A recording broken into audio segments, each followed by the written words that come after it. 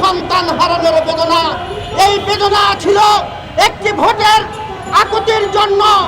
আমরা যখন দেখেছিলাম দিনের ভোট রাতে হয়, আমরা ভেবেছিলাম 5ই আগস্টের পরে বাংলাদেশের সুষ্ঠু নির্বাচন হবে, যেই নির্বাচনের মধ্য দিয়ে বাংলাদেশের মানুষ একটি ভোট দিতে পারবে, গণতান্ত্রিক সরকার ব্যবস্থা তারা প্রতিষ্ঠা করতে পারবে।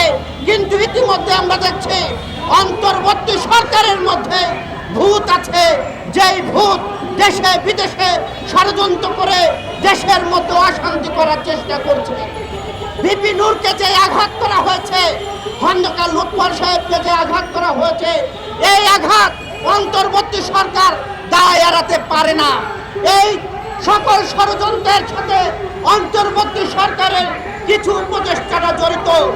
আমরা দেখতে পেলাম এত বড় একটি ঘটনা হলো, আজ পর্যন্ত বিগত কয়েকদিন হয়ে গেল কোনো আসামিকে গ্রেপ্তার করা হয়নি।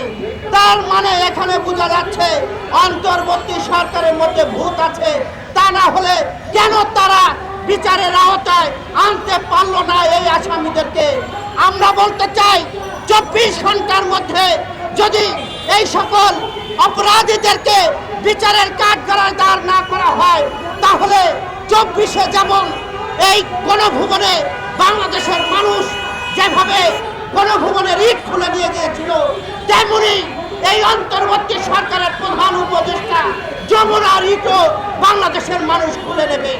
কারণ গত 17 বছরে আমরা রাজপথে জীবন দিয়েছি, রক্ত দিয়েছি একটি ভোটের অধিকারের জন্য।